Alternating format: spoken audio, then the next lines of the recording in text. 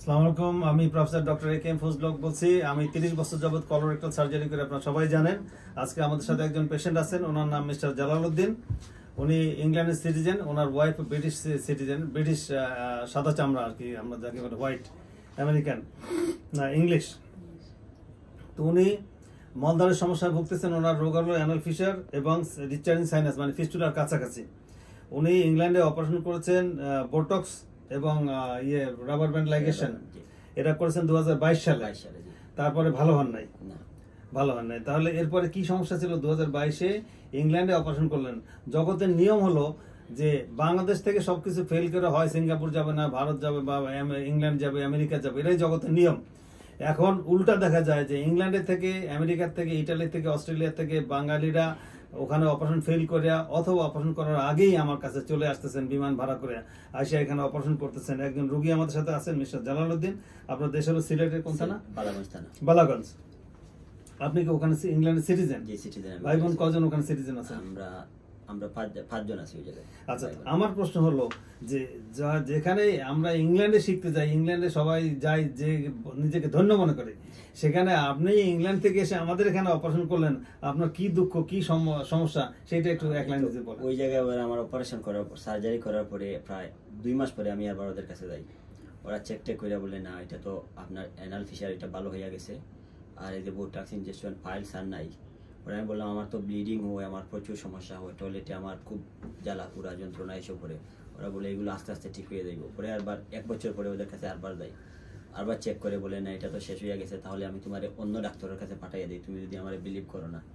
আমি বললাম যে আপনি তো একজন বড় ডাক্তার, আপনার আমি বিলিভ কেন? যার কাছে গেলেন সেই বড় ডাক্তার না জিপি? উনি হসপিটালে ডাক্তার, কলোরেক্টাল ডাক্তার, তো সে সবচেয়ে উঁচু ডাক্তার। উনারে আরবার আমি প্রাইভেটও দেখাইছি, উনি আবার প্রাইভেটেও কাজ করে।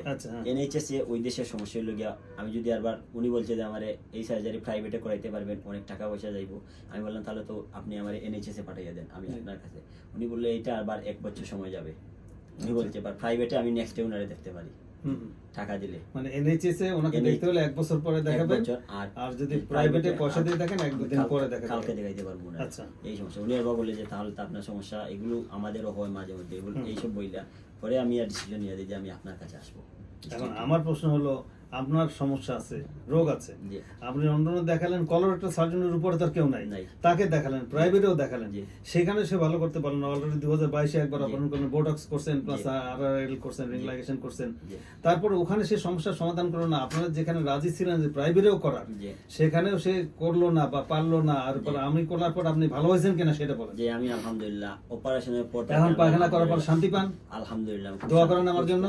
আমি সব সময় দোয়া করি। দোয়া করেন? সব সময়। না, আপনি যদি শান্তি পান তাহলে অবশ্যই অন্তর থেকে অটোমেটিক দোয়া আসবে। অন্তর থেকে দোয়া করি আমি আপনার। হ্যাঁ, এখন পায়খানা করে যে সমস্যা ছিল, আপনি ইংল্যান্ড থেকে যে কষ্ট, মনের দুঃখ নিয়ে আসলেন, সেই সমস্যাটা কি সমস্যার সমাধান আমরা করতে পেরেছি?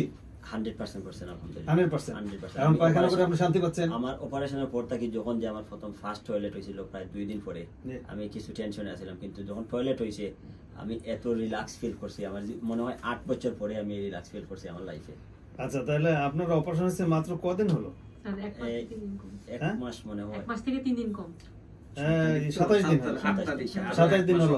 এর মধ্যে আপনি যে খাওয়া দাওয়া করছেন, পায়খানা করছেন, কিরকম রিলিফ লাগতেছে আপনার, কিরকম শান্তি লাগছে? খুব 100% শান্তি আমার এখন। 100% শান্তি, খুব শান্তিতে আছি আমি। তো সম্মানিত দর্শক শ্রোতা, আপনারা শুনলেন যে ইংল্যান্ডে উনি প্রাইভেট সার্জন দেখাইছেন, কলোরেক্টাল সার্জন দেখিয়েছেন, তাকে প্রাইভেটে দেখিয়েছেন, এবং সেই একই ডাক্তারকে সরকারি হাসপাতালে দেখতে গেলে সেই একই ডাক্তারকে 1 বছর পরে সিরিয়াল পেত, আর প্রাইভেট ডাক্তার দেখালে ভিজিট দিয়ে পরদিনে তাকে দেখাতে পারে, সেই সিনিয়র সার্জনকে দেখাতে পারে।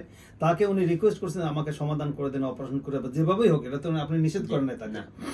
উনি বলে আমি ভালো হয়ে গেছি। এবং 2022 সালে, আজ থেকে 2 বছর আগে ওনারা অপারেশন করছেন, 2বার বোটক্স দিয়েছে, তারপর অপারেশন করছেন, এবং তারপরে বারে বারে উনি রিকোয়েস্ট করার পরও ওনারা অপারেশন করেন নাই, এবং উনি অশান্তিতে ইংল্যান্ড থেকে বাংলাদেশে বিমান ভাড়া করে চলে আসছেন আপনি, তাই না? তা চলে আসছেন, এরপর আমরা অপারেশন করলাম। অপারেশন করার পরে আপনি মানে একটা করে বলতে পারছেন, হ্যাঁ, দারুণ একটা শান্তি আমি পেয়েছি, তাই না? যে আপনার এই যে হসপিটালের যে ব্যবস্থা, এগুলো আচ্ছা, এগুলো আমাদের first এই class। হসপিটালটাকে আমি বলছি আন্তর্জাতিক মানের। আপনি তো ইংল্যান্ডে হসপিটাল চিকিৎসা ইত্যাদি দেখছেন, আমাদের হাসপাতাল কেমন দেখছেন? এইগুলো বেড বিছানা আন্তর্জাতিক মানের, এগুলো কোনো সন্দেহ নাই। আমাদের আন্তর্জাতিক বেড মানের। বিছানা কিন্তু জাপানের, এবং জি, জি, পৃথিবীর জি। এর চেয়ে ভালো। আমি চ্যালেঞ্জ করে বলি সম্মানিত দর্শক শ্রোতা, যে আমাদের এখানে বেড বিছনা ইত্যাদি আমরা বলছি আন্তর্জাতিক মানের, এবং চ্যালেঞ্জ করেছি প্রতিটা জিনিস, হয় ইংল্যান্ডের, জাপানের, জার্মানির, আমেরিকান, প্রতিটা জিনিস, এর বাইরে কোনো কিছু নাই। আপনারা এসে পরীক্ষা করতে পারেন। উনি ইংল্যান্ডের সিটিজেন, উনি সেখানে হাসপাতালে থেকেছেন, চিকিৎসা করছেন, অপারেশন করছেন, তারপরে ভালো হয় না, তারপর আমাদের কাছে আসছেন, আপনি সার্টিফিকেট দিচ্ছেন যে আমাদের এখানে আন্তর্জাতিক মানের। জি, জি। আমাদের নার্সিং সেবাটা আপনার কেমন লাগছে? খুব ভালো। ডাক্তাররা অপারেশনের পর আপনার খোঁজ খবর নিয়েছে? জি, জি, সবসময়। আপনি খুব খুশি? ভালো। খুব আলহামদুলিল্লাহ, আমি 100% খুশি। আচ্ছা, তাহলে আপনি ইংল্যান্ড থেকে এসে এখানে চিকিৎসা করে এখন যাবেন আবার ইংল্যান্ডে, কবে যাচ্ছেন? আমি 7 তারিখে, বুধবারে, 2 দিন পরে 2 যাচ্ছেন। দিন পরে। জি। তো আপনার কাছে আমরা দোয়া চাই। আর আপনার যে অপারেশন করলে আমরা যে খরচ বরচ হয়েছে সেটা সম্বন্ধে আপনার কি ধারণা?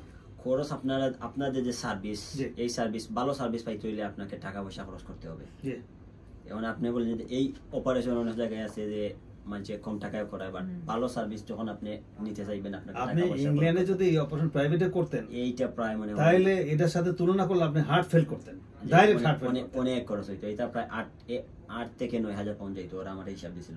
হ্যাঁ, 8 থেকে 9,000 পাউন্ড। জি। সম্মানিত দর্শক শ্রোতা, উনি বলছেন 8 থেকে 9,000 পাউন্ড। 8 থেকে 9,000 পাউন্ড কত টাকা? প্রায় 11 লক্ষ টাকার মতো। 11 লক্ষ টাকা। আর আমাদের এখানে লাগছে কত? 1.5 লাখ। যে প্রায় টোটাল করে যেটাই লাগুক, মানে আপনি কোথায় 11 লক্ষ টাকা লাগতো, এবং সেই 11 লক্ষ টাকা করেও আপনি ভালো হইতেন না, সেটাও আমি চ্যালেঞ্জ করতে পারি যে সেটাও রোগীরা ওখানে অপারেশন করে এখানে আসে। জি, জি। ওই তো ওদের তো ভাড়া- জালালউদ্দিন সাহেব আমাদের 35 বছর বয়স, আপনার দেশ হলো সিলেট, সিলেট। ইংল্যান্ডের সিটিজেন। ইংল্যান্ড থেকে বহুত হাতে পায়ে ধরে ওনাদের সাথে বহুত চেষ্টা করে কলোরেক্টাল সার্জন দেখেও উনি অপারেশন করার চেষ্টা করে প্রাইভেটে করে উনি পারেন নাই, এবং সেখানে উনি বলছেন যে প্রাইভেটে ওরা খরচের হিসাব দিয়েছে 11 লক্ষ টাকা ইংল্যান্ডে লাগতো। তো সেই হিসাবে আমাদের এখানে কয় টাকা প্লাস, আমি আশা করি যে আপনি সারা জীবন আমার জন্য দোয়া করবেন, আপনার পায়খানা করে। আলহামদুলিল্লাহ, সবসময় যে ভালো থাকবেন তো আমি আপনার জন্য দোয়া করি যে সেটা আপনি- অটোমেটিকই করবেন যে আপনি দীর্ঘজীবী হন, যাতে আপনি এইরকম রোগীদের সেবা করতে পারেন। প্লাস ইংল্যান্ডে একটা হসপিটাল আছে, Saint Mark's Hospital for disease of colon and rectum. এটা হলো নর্থউইক পার্ক, লন্ডন, মিডলসেক্স, এখানে আছে জি। পায়খানা রাস্তার জন্য। সেটা হয়েছে 1835 সনে। আর এই 200 বছর পরে আমি বাংলাদেশে হাসপাতাল করছি, এটার নাম ডক্টর ফজলুল হক কলোরেক্টাল হাসপাতাল, কোলন এবং পায়খানা রাস্তার হাসপাতাল। এখানে অন্য কোনো কিছু হয় না, এবং সারা বিশ্বব্যাপী আপনাকে চিনতে পারেন। আপনি বাংলাদেশে ইংল্যান্ডে গিয়ে ওই ডাক্তারকে আমার নাম দেখাইয়া দেখাবেন যে ওনার কাছ থেকে অপারেশন করে ভালো হয়েছে, তাহলে আপনি সে অবশ্যই আমাকে স্যালুট দেবে জি, জি। এবং আমাকে চিনবে। জি, জি, জি। তো ভালো থাকেন, জি, দোয়া চাই। আসসালামু আসসালামু আলাইকুম। আলাইকুম। আপনার মঙ্গল হোক। আসসালামু আলাইকুম দর্শক শ্রোতা।